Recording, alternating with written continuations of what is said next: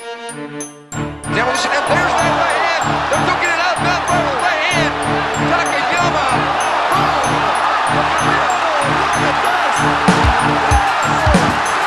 Green trunks for the southpaw, the notorious Conor McGregor. Black trunks for the champion, Jose Aldo Jr. Conor relaxed, smiling. Oh! Nate Diaz, you just shook up the world. How's that feel? Hey, I'm not surprised.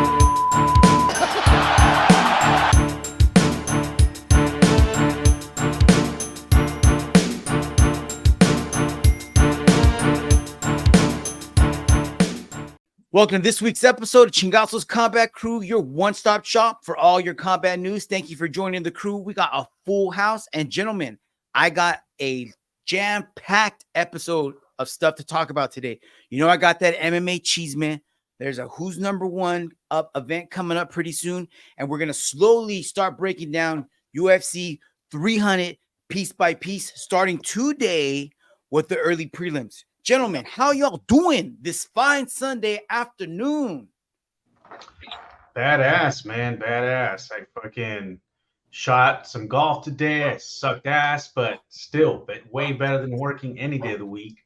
And now I'm getting ready to talk some fights with you guys. So, hey, bro, my dog Lola says she don't want to hear about your weak-ass golf game. How you doing? Tell her she better come back. Bring us back up, cuz. Bring us back on track. Oh man, I'm doing good, man. I'm doing good. I'm back at training. So after a nice little couple weeks stint off, back out training. So I'm back at it. So yeah, I'm looking forward to this. I'm good, man. I'm good. I'm enjoying this weekend off to get back to it next week. There we go. That's what's up, Fonzo. That is a pretty snazzy shirt you got there, my man. Is there any way we can purchase that somewhere? You will soon, man. It is an Alfonso original. That is pretty fucking cool. Yeah. Chalet Golf Apparel Company coming soon. All right. We have to keep us updated on that, my man. Gonna keep us updated. You guys ready to jump into this week's episode of Chingazo's Combat Crew, guys? I will after Alfonso puts that hat on. We got him. Oh, yeah. All right, guys. Well, I found another awesome edit, and this one's a throwback. It's been out for a while, but maybe some people out there haven't had a chance to check it out.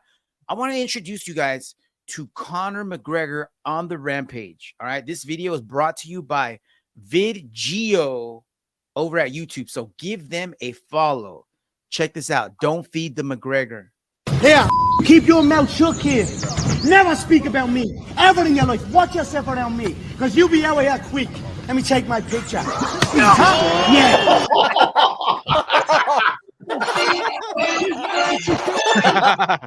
Uh-oh. What's going on? You stiff. You're stiff as a ball. That's cold.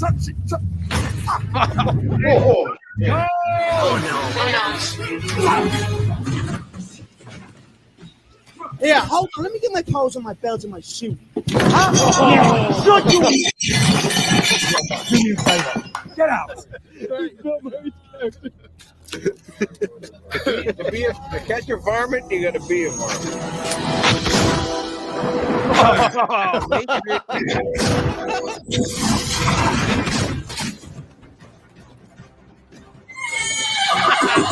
Oh, that's my Right?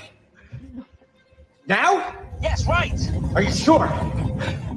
I used to drag here back in high school. Conor McGregor. It's exactly a quarter mile away from me. On green, I'm going for.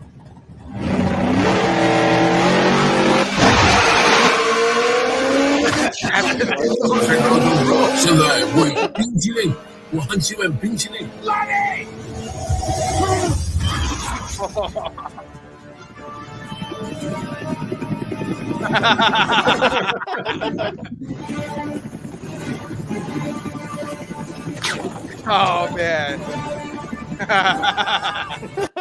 Guys, it goes on and on and on, but that was pretty good. Oh, give him a follow at VidGeo. Conor's at it again.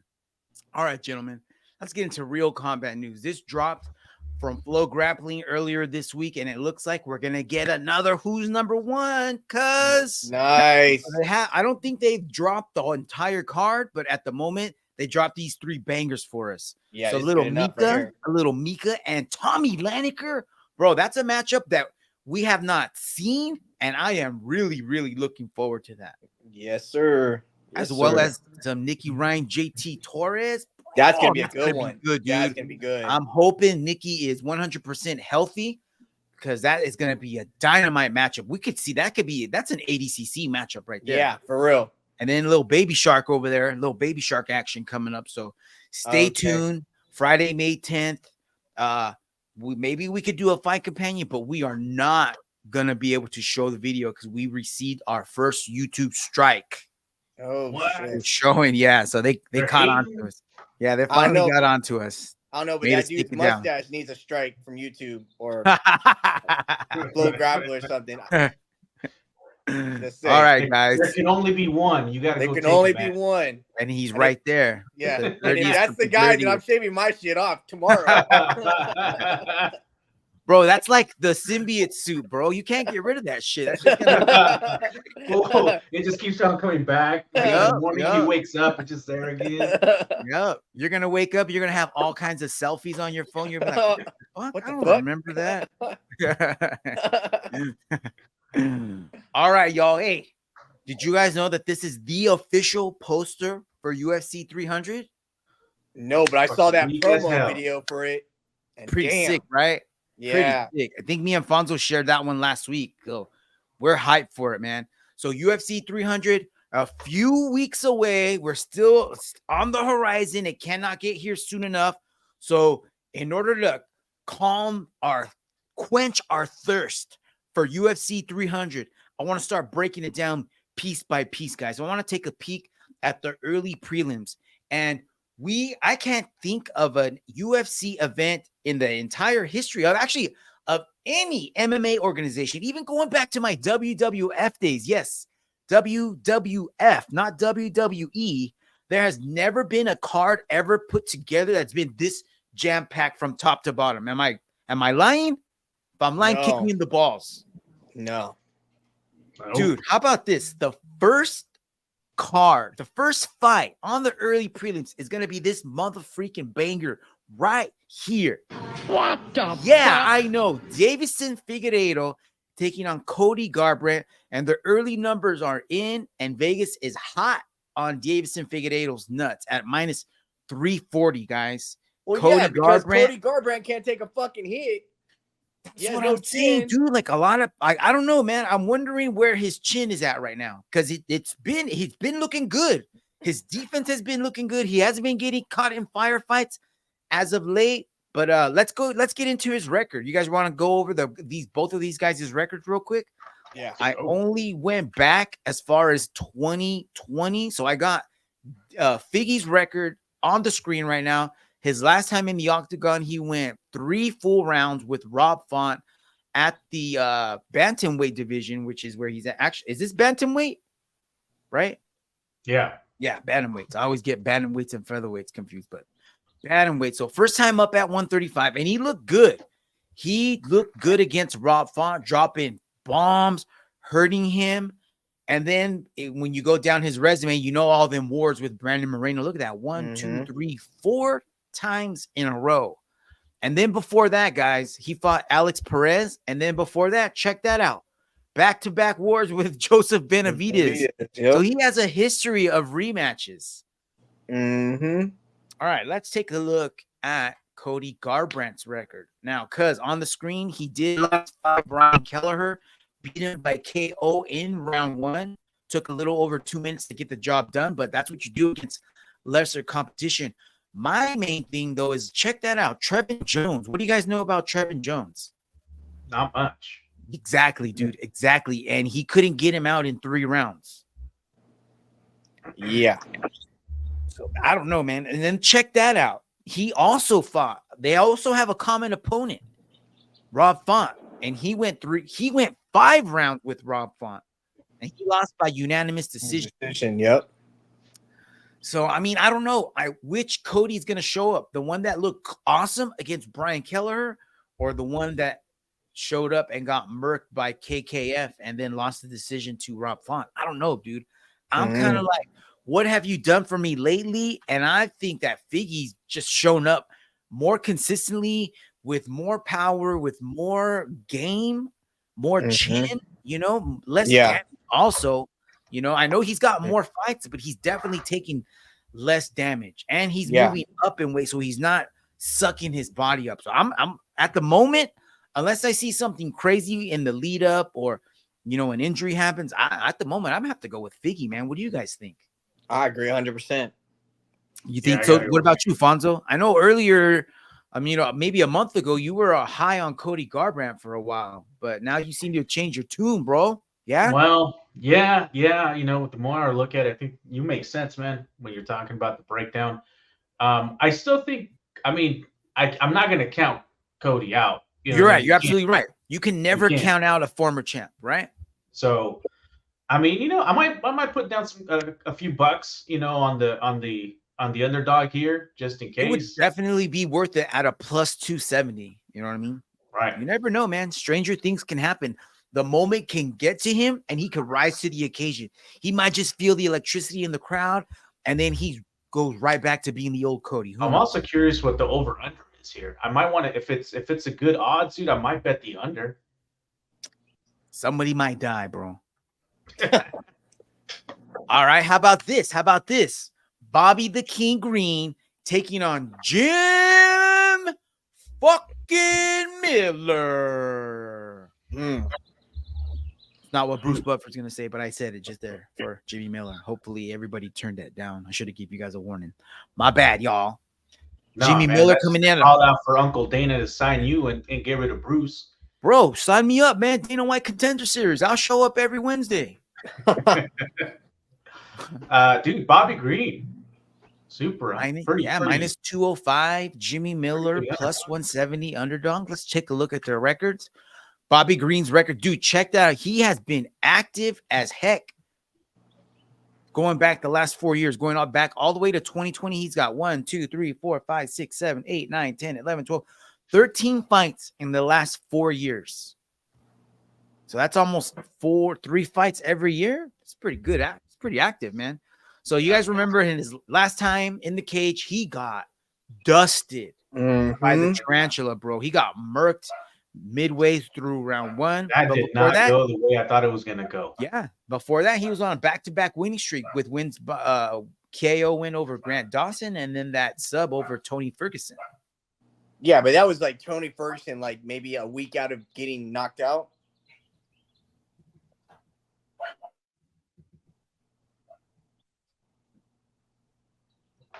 Yeah, that's true, man. That's true. So it wasn't. I wouldn't count that one. Nah. And then before that, he got a no contest against Jared Gordon. Jared Gordon, accidental head clash. Oh yeah, that was a fucking nasty ass one. And then 2 losses right before that. Yeah, and then that one when he got demolished when he took on Islam on late notice. Remember that? Yeah. So let's take a look at Jimmy Miller's record. He's on a 2-fight winning streak, but it's nothing too impressive, man. I know he got a sub and a KO finish against lesser opponents. That's what, like we always say, that's what you should do against lesser opponents. But, dude, can the UFC get a worse picture of Jimmy Miller right there, man? He's total dad bod right there. Jim Miller looks like the guy at the gas station getting gas and a 6-pack of Natty Light and some Marlboro Reds. Bro, that's the attitude, though. That's the kind of guy that is going to be facing Bobby Green. What do you guys think, man? How do you have this going down? That's a tough one, man. Dude, I'm gonna go Bobby Green. You're gonna go Bobby Green? I think that if Jimmy Miller can't get Bobby Green down, it's gonna be a long night for him, bro. And I think that's what's gonna end up happening. Bobby Green is good enough on the feet to keep Jimmy Miller at bay. But I just think that if he can survive the takedowns, because that's where Jimmy Miller's just gonna dwarf him. If he can get Bobby Green to the ground, dude, he's gonna be the shark in the ocean. You know what I mean? The fish in the ocean, swimming with the shark, because that's what Jimmy Miller's all about, is that jiu-jitsu. But if Bobby Green can keep it standing, I think it's like I said, which I think is probably what's going to end up happening. He's just going to be a 3-round war, but I see Bobby Green taking this one.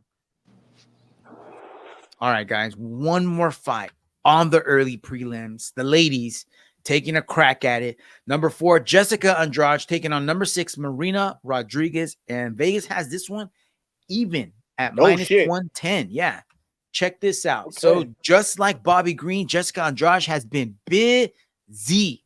1, 2, 3, 4, 5, 6, 7, 8, 9, 10 fights in the last 4 years. And Marina here, a little less, but still very active. Check it out. Looking at Marina's record, she last fought against the karate hottie Michelle Waterson, and she got the TKO win in round 2. That fight was awful to watch, man. She just beat the crap out of her. But before that, dude, she got back-to-back losses. One by unanimous decision, and then a TKO loss to Amanda Lemos. But before that, check that out. She was on quite a hot streak. Wins over Yan Xiaonan, who's going to be fighting for the title pretty soon. Mm-hmm. And then Mackenzie Dern, and then again another win over Michelle Waterson, and then a win over Amanda Ribas, who just headlined the UFC Fight Night last night.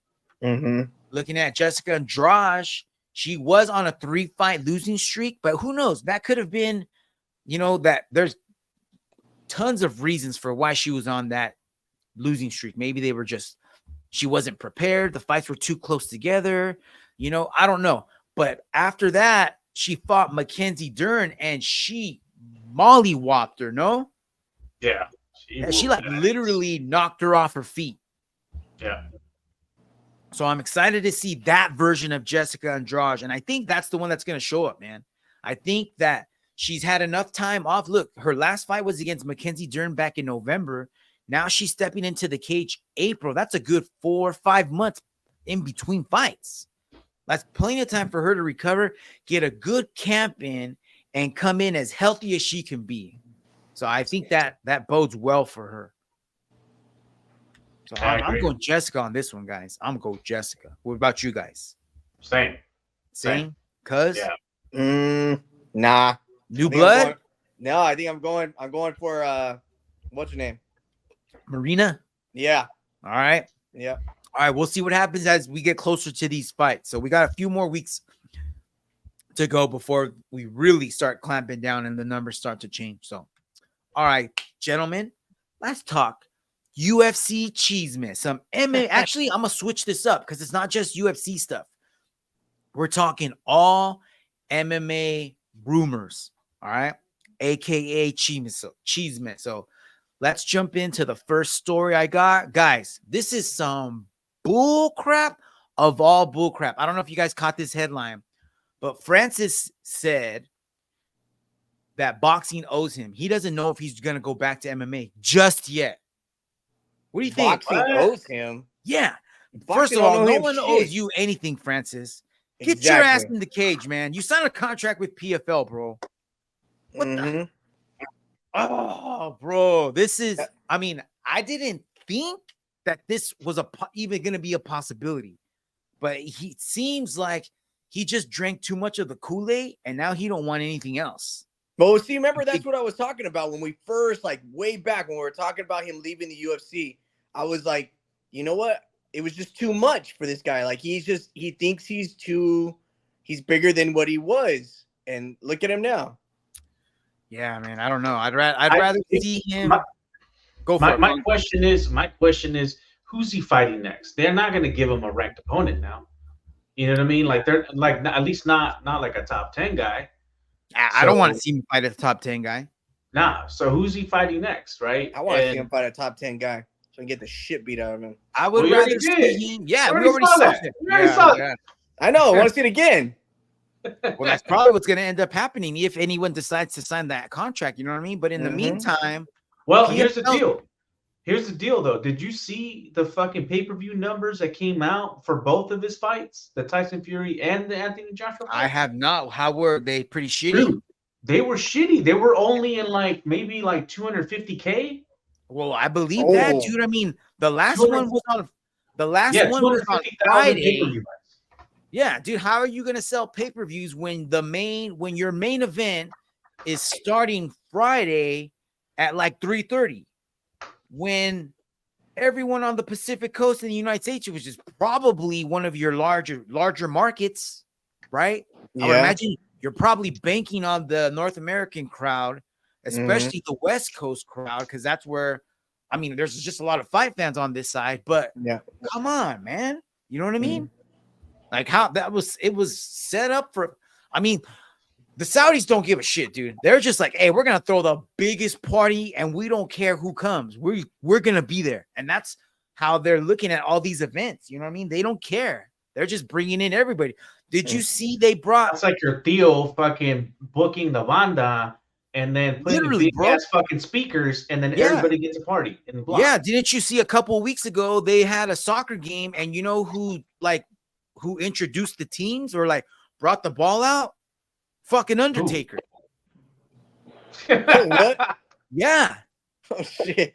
Just like imagine if all of a sudden you had all the money in the world, and you're like, hey, you know what? We're gonna do a jiu-jitsu tournament. I'm starting a jiu-jitsu league. And for our first event, you know what? I'm gonna have Optimus Prime come out and cut the ribbon for the mats. What? Yeah. How much is I really like Optimus Prime. So someone make an Optimus Prime. It's like you can do whatever you want because you got that much money. Yeah, dude. All right, well, check this out. Sticking on the Francis news here. This is Don Davis of the PFL. That will be a pay-per-view fight. This out. That fight will also have. So he's talking about PFL's first pay-per-view of the year. It's already sounding bad, but check it out. Cyborg against Larissa Pacheco. Okay. Remember, Larissa Pacheco is the girl that beat Kayla Harrison in the PFL twice already. So she's good. Main fight. I don't know how much Cyborg has left in the tank, but I'm always down to watch a Cyborg fight. We'll also have Cedric Doumbé against somebody we'll announce. Cedric Doumbé is the guy who got the glass in his toe.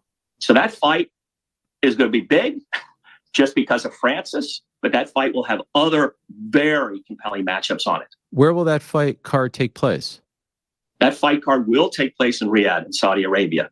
I'm telling you, dude, they're just dropping cheddar. They don't give a shit.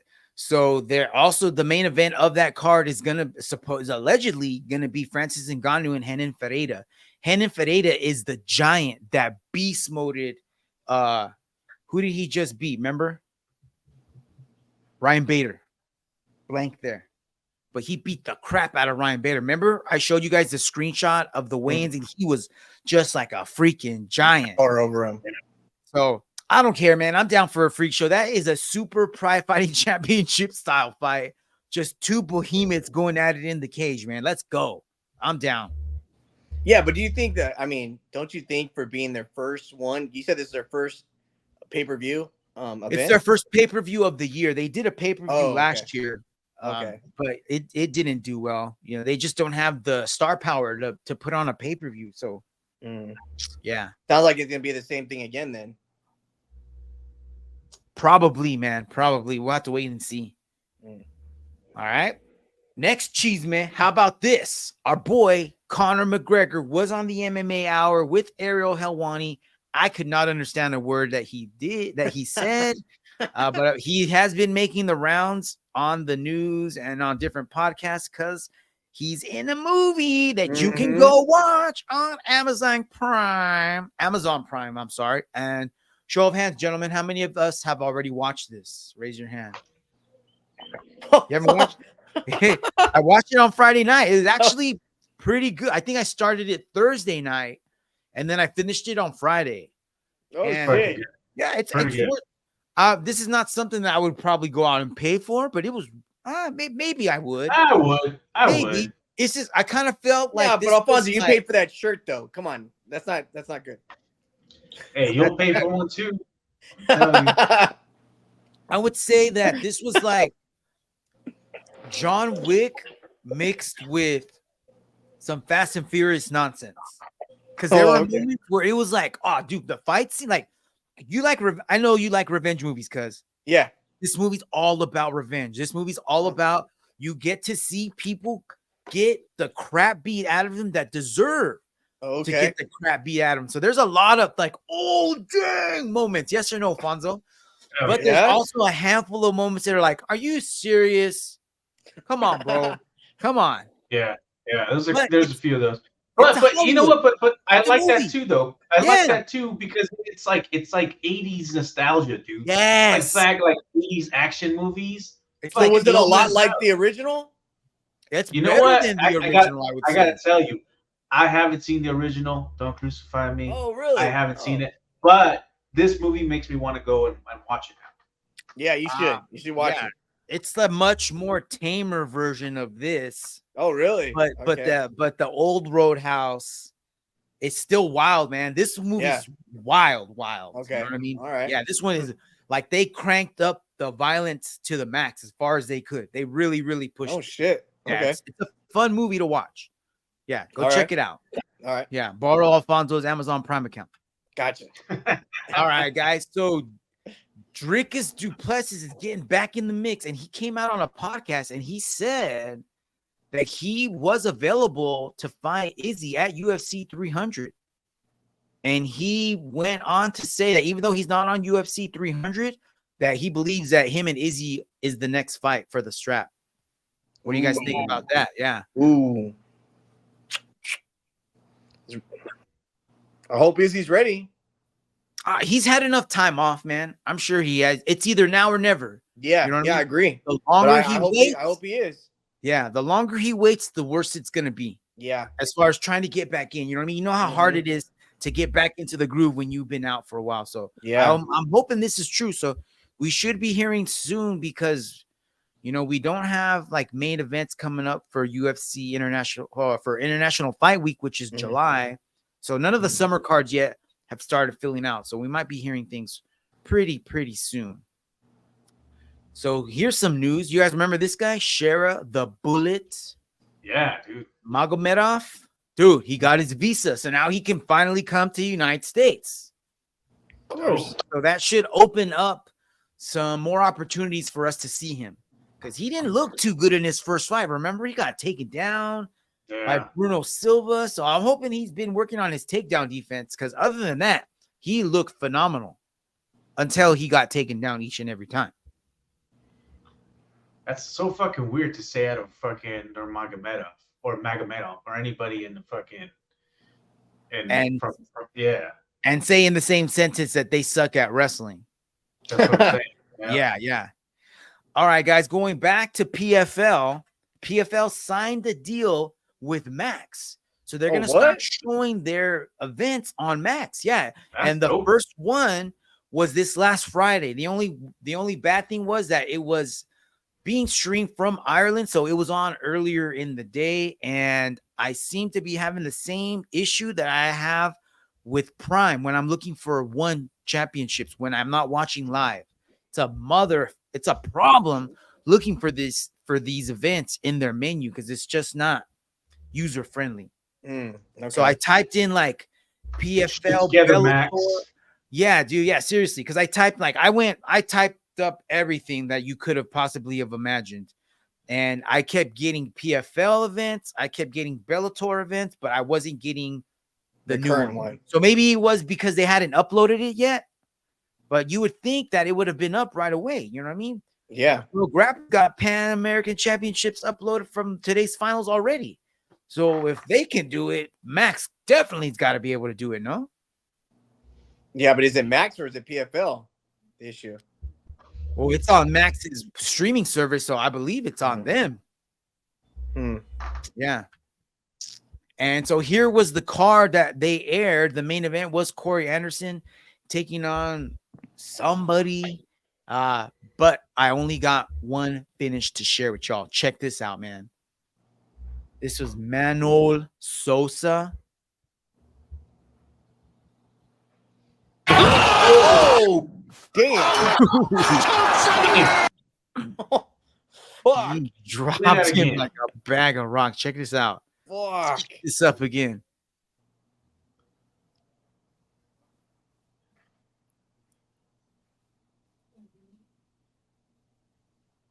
Wild.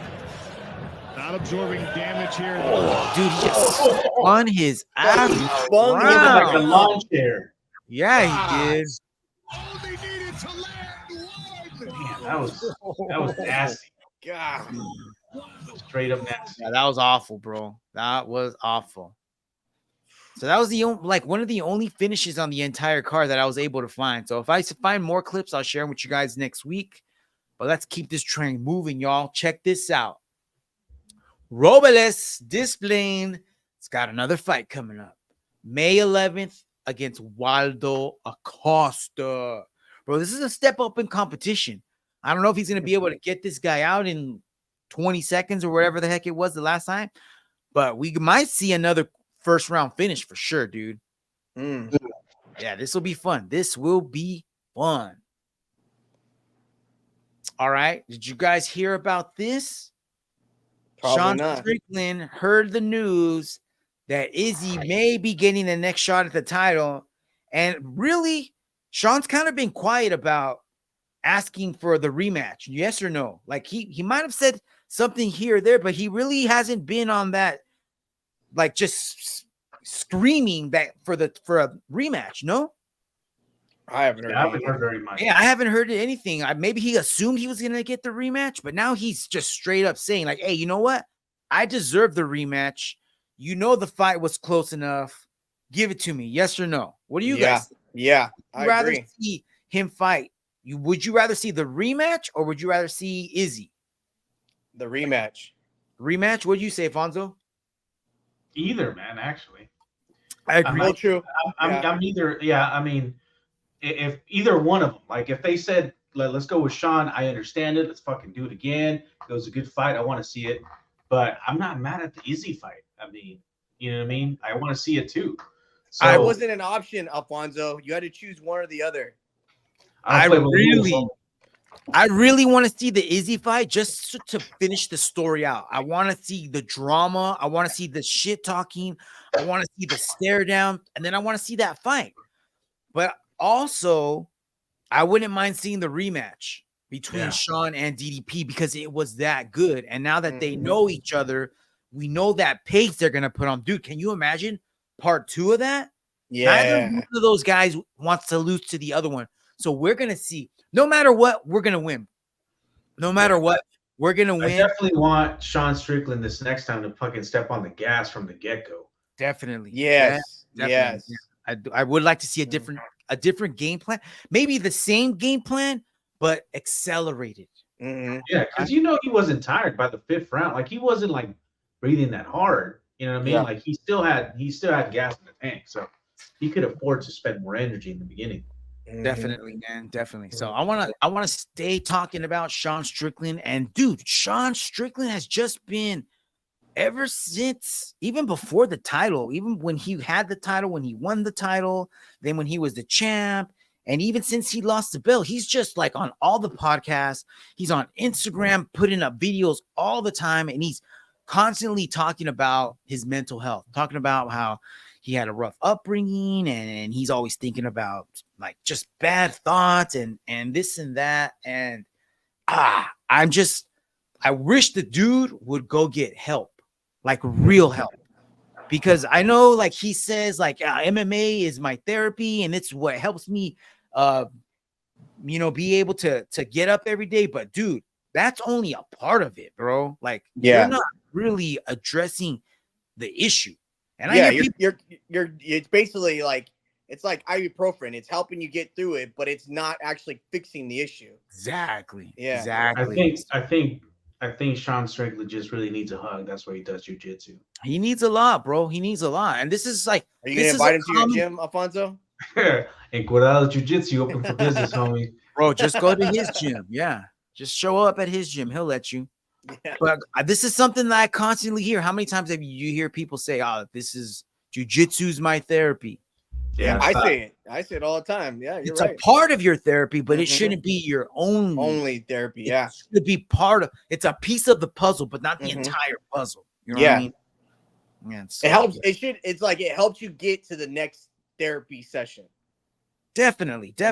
Yeah. And it's just a different outlet. You know what I mean? It's a form of therapy. Yeah. You know what I mean? It's a way to interact with other people. It's a way to get out. It's a way to get your mind off of things. But at the same time, if there's still something bothering you, there's still something in you that you're not feeling right, you gotta go talk to a professional, man. Gotta go talk to a professional. And if you don't know a professional, ask somebody. You definitely know somebody who's a pro. Yeah. Especially at that level. All those friends, everyone, they got everyone. No No one one wants to see this guy fail. You know what I mean? Right. Everyone's hoping for the best for this guy. And if they're not, then cut him out of your life, bro. Cut him out. All right, guys. Switching gears, talking about fights. Did you guys hear Piotr Jan? Dude, I got even more respect for this guy. So check this out. He says MRI confirmed ACL rupture, meniscus tear, and groin injury. Surgery is scheduled for tomorrow. Dude, he suffered all those injuries in his fight against Song Yadong, and he still pulled it out. What a freaking dog, bro. Yeah. When your back is against the wall, talk about balls, bro. That is sick. Dude, but those are all like soft tissue injuries, man. Those are going to take a long time to fucking heal. It is, but and imagine the pain he was going through the fight at the time. Dude, a meniscus tear? Yeah. And he was still throwing kicks and wrestling. Beast mode, bro. Yeah. Beast mode. I hope he gets recovers 100% or as close as he can, because I need some more Piotr Jan, bro. Dude.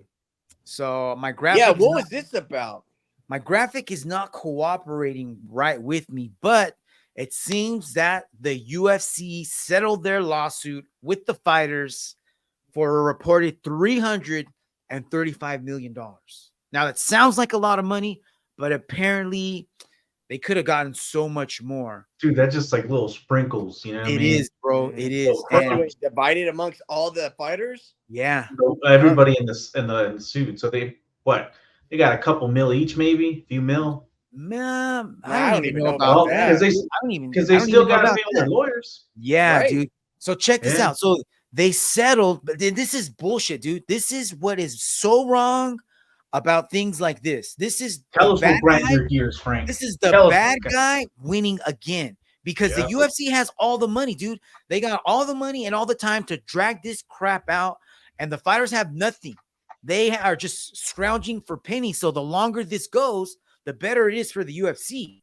So at this point, the UFC is just kind of like dangling cheese in front of the fighters, and they're like, the fighters are not on the same page. That's part of the reason why this already felt this, why they got this, because they couldn't unite and decide, all right, man, we're going to be on this page and we're only going to settle for this. Everyone had their own voice. Everyone's being pulled in different directions. Remember, we talked about it a couple of times already. There's fighters that are waiting for a piece of this lawsuit, but at the same time, they're supposed to testify for the UFC. So what kind of unity do you have when people on your squad are talking to the bad guy? Yeah. You know what I mean? I feel like that should have been like they should be kicked out. They should not have allowed that. I don't see how that's possible. You know what I mean? But because of this, now we're not going to hear any more of the dirty laundry that the UFC has, under the table. And another bad thing is nothing changes, bro. Nothing changes. They're still going to be able to pay fighters whatever they want. They're still going to be able to limit the amount of sponsors if they even have any, and everything else. And the same goes for everyone down below. If UFC don't have to change their rules, guess who else doesn't have to? Everybody else. Everybody else. You know what I mean? Why would Bellator or One Championship change their rules or change their contracts when UFC isn't? Well, I mean, the only reason to, man, if the other other leagues like end up banding together and make these rules to compete against the UFC, that's the only way that things are going to change, and they're going to make it competitive for the UFC. Other than that, it's just status quo.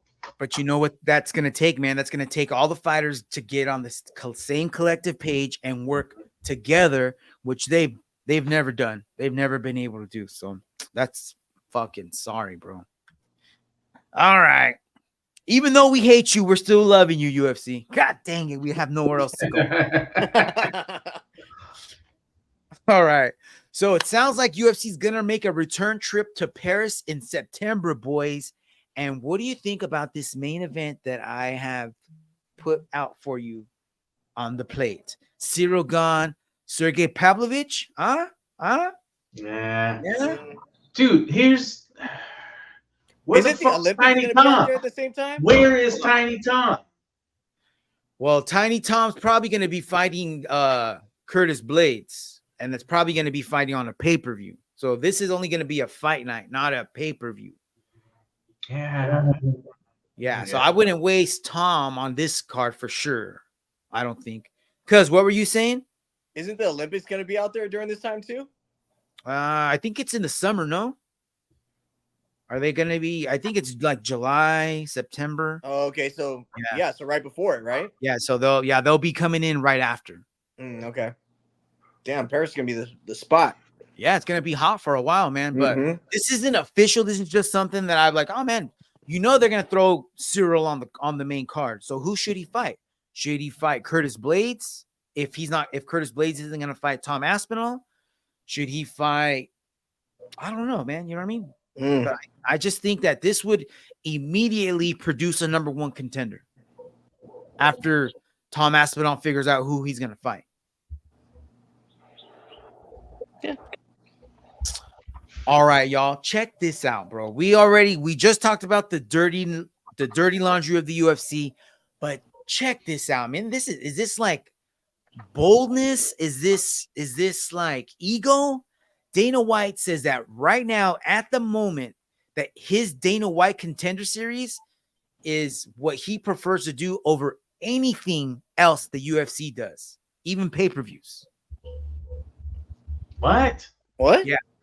He likes doing the Dana White Contender Series better than doing pay-per-views.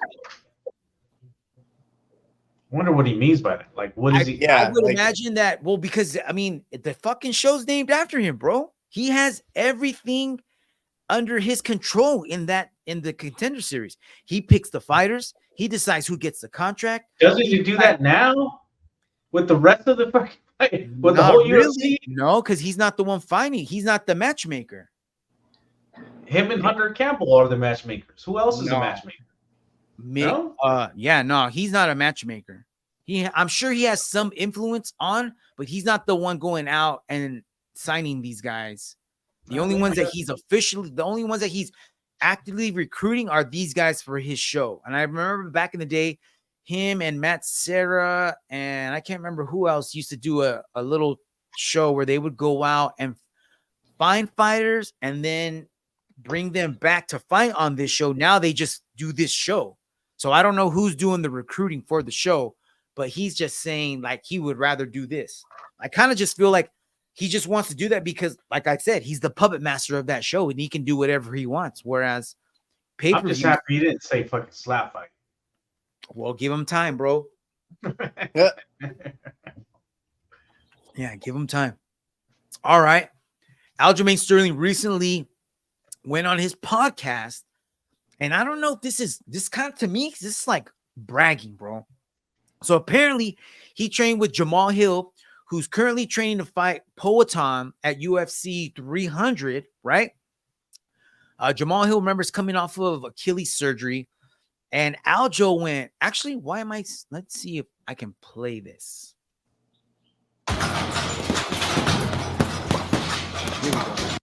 So this is Aljo talking about him training with Jamahal Hill.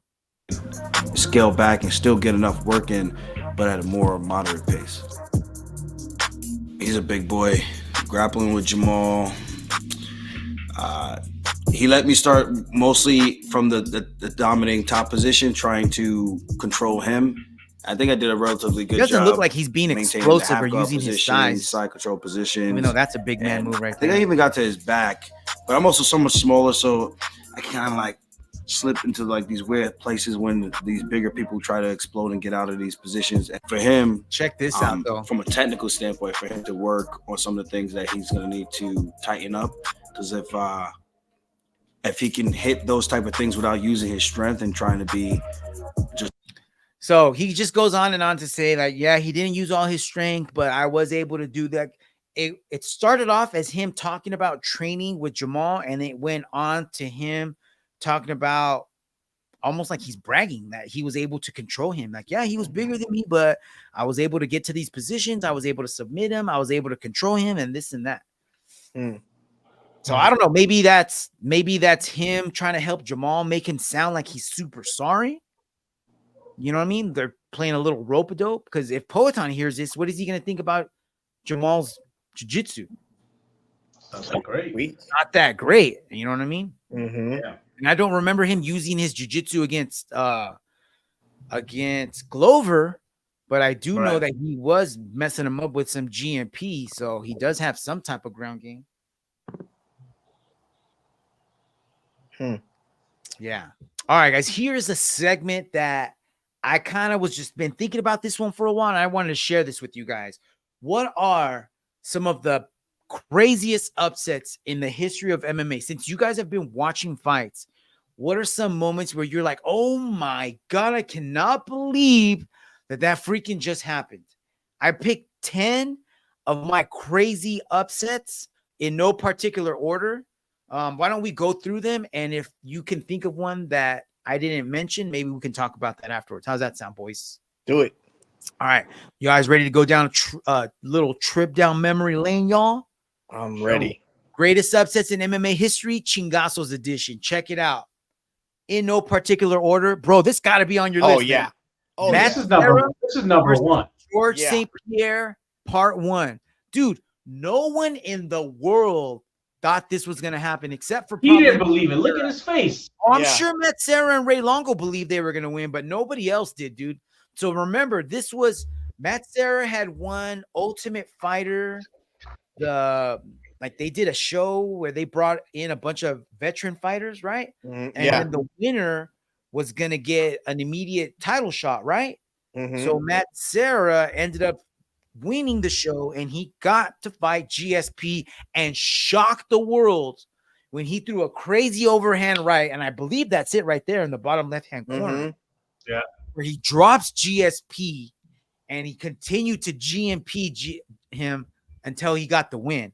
And I want to say that because of this fight, George St. Pierre completely changed his game, because he went from striking, mixing it up, to just fuck you, I'm taking you down, bro. You are not gonna hit me unless he had something to prove, like he did against Josh Koscheck.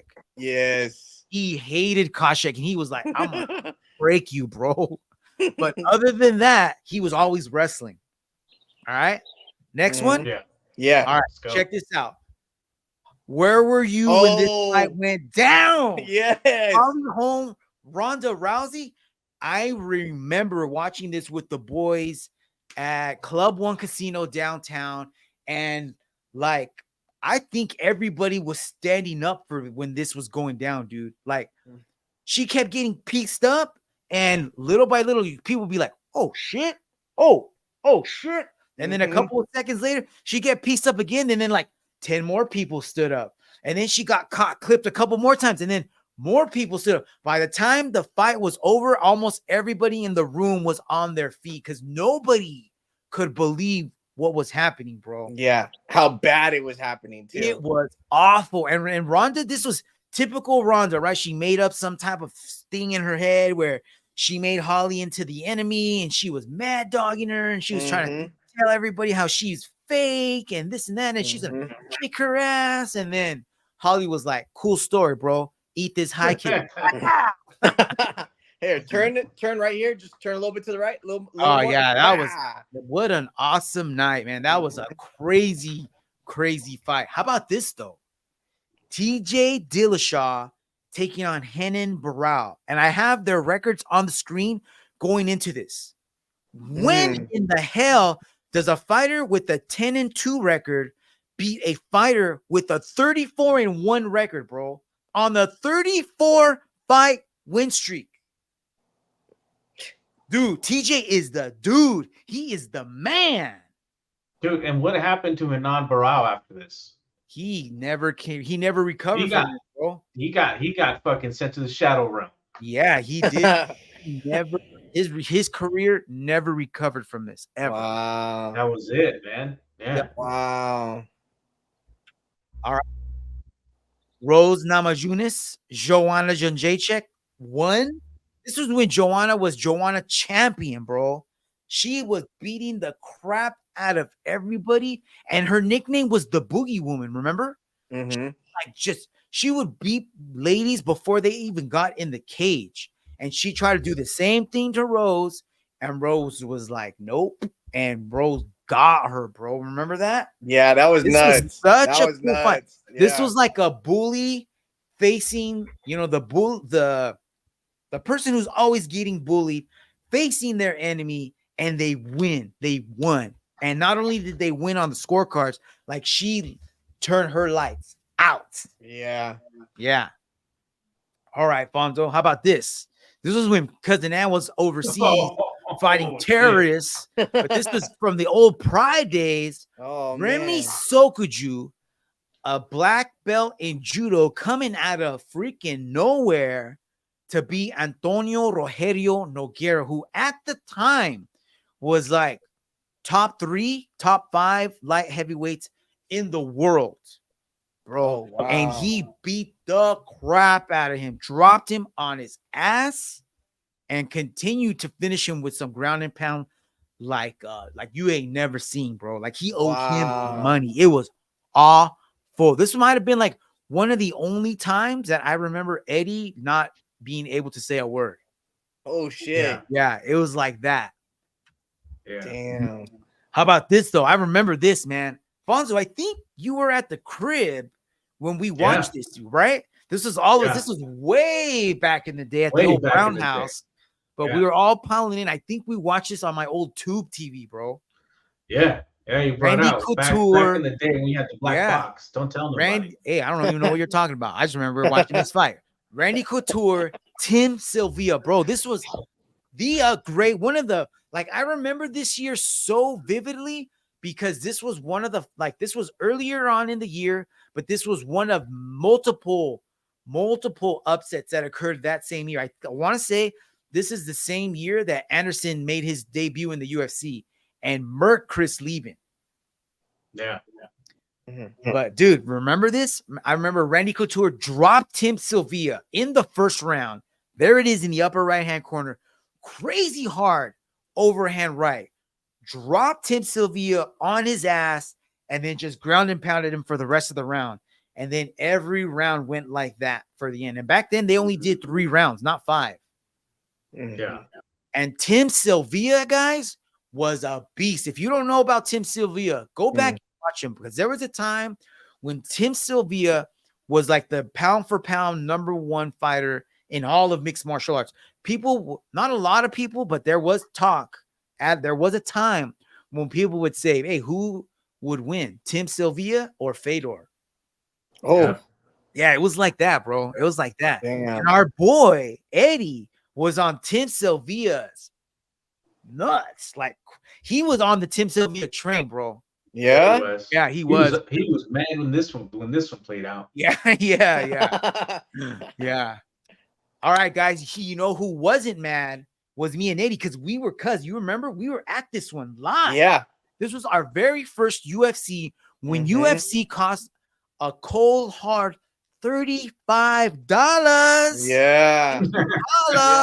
That's right, though, bro. But check it out. We were in the house for BJ Penn versus Matt Hughes. And BJ, this was when BJ was at the top of his game. When BJ has the mindset that he's going to beat you, bro, there's nobody that was going to stop BJ. When he trained right, and he trained absolutely the hardest for this. I remember in the countdown show leading up to this, or there was an interview where they showed both of these guys training, and Matt Hughes was like running in the snow.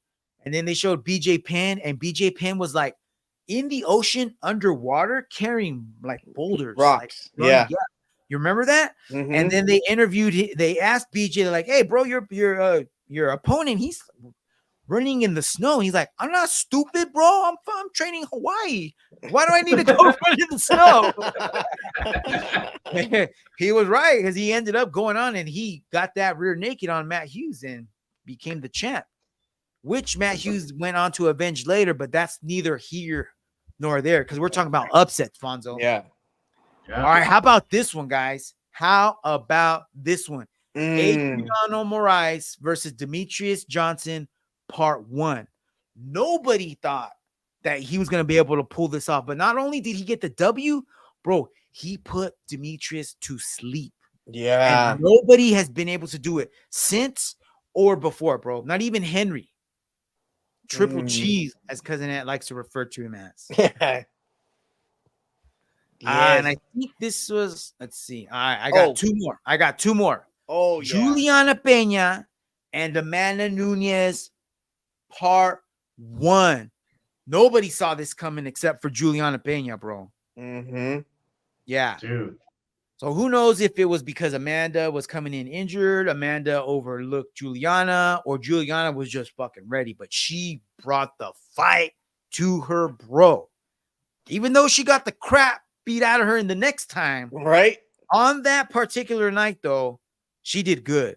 And she shocked the world, definitely. A lot of people lost a lot of money. I wish we would have put a little bit of money on her. All right, guys, one more. And this one hurt because I was a big BJ Penn man. The way Eddie looked at Tim Sylvia was the way I looked at BJ Penn. And this was the first time. The way Eddie looked at cheeseburgers. Oh, that's a different bro. There's only one look. Sorry, Eddie. We're gonna get Eddie on the phone. You're not. All right, Frankie Edgar versus BJ Penn. And dude, talk about shocking the world, man. Little Frankie Edgar did everything right when he beat BJ that first time. And BJ was never able to get the belt back after that. And not only was he never able to get the belt back, he never got back into contention. Yeah, he was never the same after that. Yeah, he was never the same, bro. So, yeah, man, that was my last one, guys, for my favorite MMA upsets. Anything that I might have left out or something that you think we should have put on there? I was just going to say, probably like the first upset that I really remember everybody was shocked about was Shogun winning that Grand Prix. Oh, yes, bro. Yeah. Well, he just, like, his whole ride through that Grand Prix was upset after upset after upset. Yeah. How about Ryo Chonin and Anderson Silva? Remember that one? Oh, yeah. I think that was a Bushido fight where Ryo hit like a crazy scissor takedown and got Anderson in a heel hook. Some people say that was a fixed fight, but I don't know. Might be, maybe. Who knows? All right, guys, got a little more to talk about before we wrap this episode up. Last night, UFC Fight Night, Amanda Ribas taking on Rose Namajunas. And what did you guys get to catch this show? Yeah, I got the main. I watched like maybe 2 fights out of this. I missed the fight where the dude got bit though. I watched that one. There were some good fights, man. There were some really, really good fights. So speaking of the fight, of the bite, Fonzo, here it is. Igor Severino taking Andre Lima. Check it out. So I believe I have the clip where they're pressed up against the cage. And here it is right there. Slow-mo. And you can see Igor is biting him, bro. Igor's biting him. And Andre's like, yo, he's freaking biting me. He's freaking biting me. Here it is again, dude. He's like all up in his armpit. Yeah, right? And I didn't watch this fight. So that's the biter right there. Yeah. That is Igor. And I didn't watch this fight, but they were saying that apparently the fight was pretty even up until that point. Yeah, it was. So it was really weird that he was doing that, you know. I don't know. Did anybody interview him about like what the fuck? Like what were you thinking? No, he walked off as soon as they called he took off. Yeah, as soon as he lost, he fucking walked out because he kept saying he didn't do it. And they're like, there's bullshit, bro. There's proof right there. Right? How does that come out? That looks nasty. Right? Yeah. And apparently the guy ended up getting a tattoo around that already, dude. Like as soon as he left, he must have. I don't know if he's got a tattoo artist with him, or he went straight to the tattoo parlor. But right in the casino. Yeah, he got something. Bro, but what tattoo artist would tattoo a fucking fresh wound like that? Well, he didn't tattoo on that, Fonzo. He tattooed around it. So either way, man. A ring, yeah. I don't know, man. Bro. He used his bonus. Money talks. Yeah. How about this one? This was a banger, bro. Yeah, Luis that was a good Pajuelo one. taking on Fernando Padilla, and this one didn't last very long, man. But these guys were freaking Guard or work- hammers. So here's Luis Padilla on top after he dropped Padilla,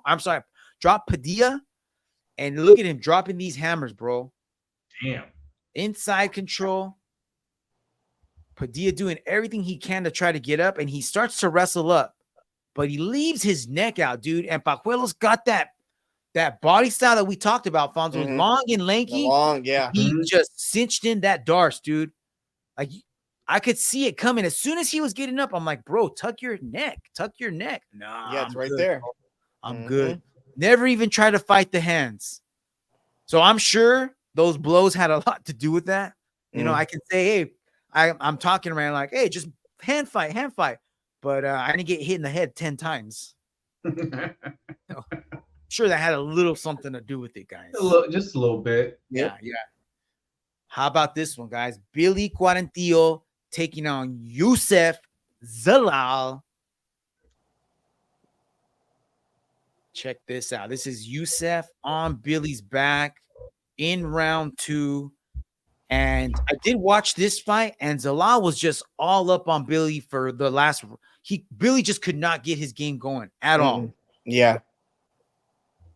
And check this out. This is the beginning of the end. He sinks in this deep ass rear naked. Fucking tight. Yeah, it was. You could tell as soon as he sunk it in, it was game. So it didn't take very long. Once he had him stretched out, here it is. Look at, he's got him rolled over, and it's already under the chin. Squeezing didn't take very long. So he ends up getting that W. And I think I got 2 more, guys. And I'm really pumped about this next one. Peyton Talbot, Cameron Simon. Dude, this was such a good fight. So remember, Peyton Talbot is a former Uriah Faber A1 bantamweight champion. And he's only fought 1 time in the UFC on Dana White's Contender Series, and then he had 1 fight after that. And in that other fight after the Contender Series, he got taken down in the first round. The guy controlled him, but then after that, he just beat the brakes off of the guy. Remember, he beat the shit out of the second guy in the second round. And then going into the third round, remember, he was looking at his opponent, and he did this. I'm going to break you. Remember that? Yeah. Yeah, dude. And then he beat the crap out of him, and then he finished him, right? So check this out. This was a high. Everyone was on Cameron Simon's nuts going into this fight, even though the money was going on Peyton, because the real people knew about this. But all the UFC commentators, I mean, I guess they're just riding on South African MMA's nuts because of DDP. Because that's where Cameron's from, right? Yeah. Doesn't he train with him too? I believe so. I want to say he does, but guess who didn't give a shit about that? Fucking Peyton, bro. He was just lighting him up. I think this was in the second round, but in the Fonzo, if you're gonna go back and watch a fight, go watch this one, bro. Look at that. Ooh, damn, dude. How much of a whooping did Talbot put on Simon in the first round? First round, yeah. He beat the crap out of him. I could not believe that he was standing after that. He didn't finish him. There's one where he threw like a fucking knee, and he threw a bunch of knees. Yeah. He threw threw one. He dazed the shit out of him. He threw a bunch of kicks, and after a while, he realized that he could walk right through Simon's punches. He's like, "Oh, this didn't," because that's it. That's all you got. He got caught a couple times, but it didn't do nothing, bro. Nothing. And every time he hit Simon, it freaking hurt. You know what I mean? He got right in that pocket. He got right in his face, and he was just like, bop, bop, bop, bop. He just got in a groove, and he did not look back, dude. This guy's going to be something special, bro. I cannot wait to see what he does. It's super early on in his career, but guys, the ceiling is very, very high. That's only his second fight in the UFC. Yeah. All right, man. I got one more here. This is Edmund Shabazian taking on AJ Dobson. And I want to say that just before this, Edmund got his brain shook like crazy, bro. Right, cuz? Yeah. Did he take a kick or did he get kneed? Knee. think it was a knee, right? But Yep. he was able to survive. I think he ate the knee, started wrestling, and ended up just surviving enough. But this is still in the first round. Check this out, Fonzo. And I think this was co-main event. Remember, Edmund Shabazian used to train with Ronda Rousey's old coach. Oh, that's right. Yeah. But he's since moved on. He's somewhere else now. I think he's with Francis Ngannou's camp. I was gonna say, as long as he's not training fucking striking with him. Look at that, bro. Shh. Look at, they're just throwing in the pocket, dude.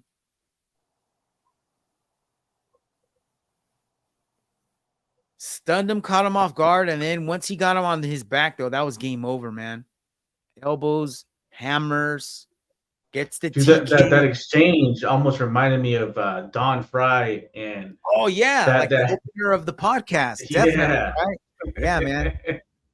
All right, gents. Well, that's a wrap, man. That was the last story I had for us. Sweet. Yeah. Hey, man.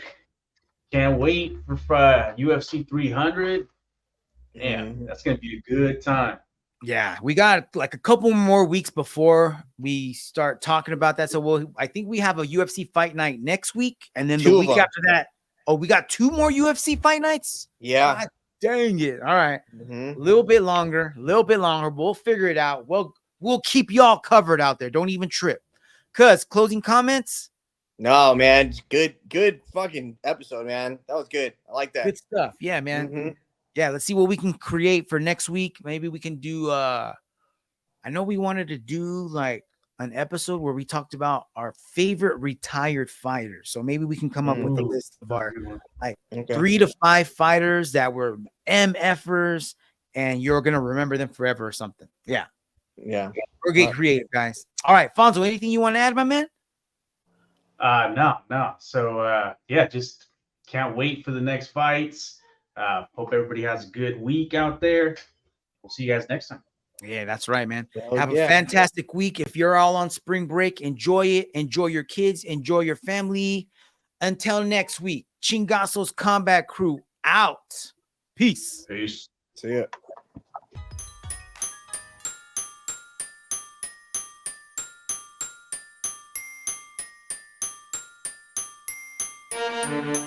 Demolition, and there's that right hand. They're duking it out. Mount Brown right hand. Takayama.